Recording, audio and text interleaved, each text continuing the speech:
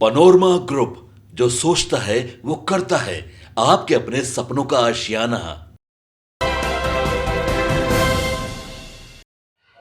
नमस्कार, आप देख रहे हैं सिटी पोस्ट और मैं हूं अभिषेक मिश्रा। केंद्रीय मंत्री और लोक जनशक्ति पार्टी रामविलास के राष्ट्रीय अध्यक्ष चिराग पासवान ने एनडीए के एक और नेता से पंगा ले लिया है। एनडीए के एक और नेता से भिड़ंत हो गई है। पशुपति पारस से तो उनकी भिड़ंत जगजाहिर है। जीतन राम मांझी और चिराग पासवान के बीच जो सियासी जंग चल रही है, वो कितनी तेज जंग चल रही है यह भी सबको मालूम है। जीतन राम मांझी और चिराग पासवान के बीच तलखी इस कदर है, दूरियां इस कदर हैं कि चिराग पासवान इमामगंज में प्रचार करने के लिए भी नहीं जाते हैं। एनडीए के उम्मीदवार और जीतन राम मांझी की बहू दीपा मांझी के प्रचार का हिस्सा वो नहीं बनते हैं। वो दीपा मांझी के लिए इमामगंज में वोट मांगने नहीं जाते हैं।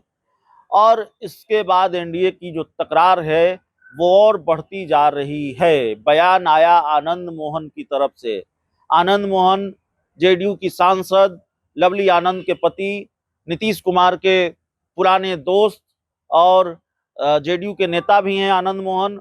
उन्होंने सीधे तौर पर चिराग पासवान को आईना दिखाया और ये कहा कि भाई, आप एनडीए के नेता अगर एनडीए में हैं तो आप क्यों नहीं इमामगंज में प्रचार करने गए?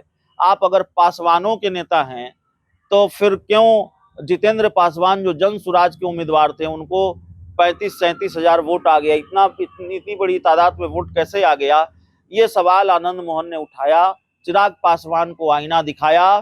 चिराग पासवान भी पलटवार से पीछे नहीं हटते हैं, चाहे वो जीतन राम मांझी पर पलटवार का मामला हो, चाहे वो आनंद मोहन पर पलटवार का मामला हो। चिराग पासवान जब कल दिल्ली से पटना लौटे, उन्होंने लैंड किया, तो पटना पहुंचते ही आनंद मोहन को आईना दिखाया, आनंद मोहन पर बहुत तगड़ा पलटवार किया।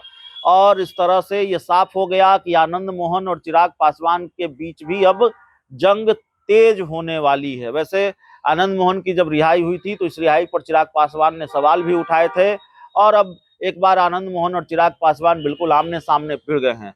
चिराग पासवान ने कहा कि आनंद मोहन तो सक्रिय राजनीति का हिस्सा नहीं है, तो क्या उनकी बात पर जवाब दिया जाए? मैं जरूरी नहीं समझता कि उनकी बात का जवाब दिया जाए। तो एक तरह से उन्होंने आनंद मोहन की राजनीतिक हैसियत भी बताने की कोशिश की।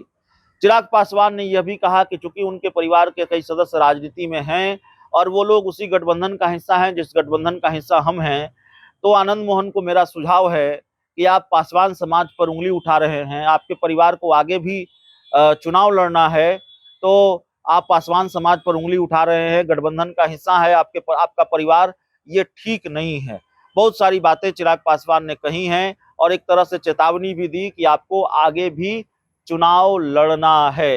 ये बात भी कही और यह भी कहा कि आप सक्रिय राजनीति में नहीं हैं, आपके परिवार के लोग सक्रिय राजनीति में हैं। तो दो बात बहुत महत्वपूर्ण जो उन्होंने अपने अपने जवाब में कहा, अपने पलटवार में कहा, और जाहिर तौर पर आनंद मोहन को उन्होंने बड़ा तगड़ा जवाब दिया है।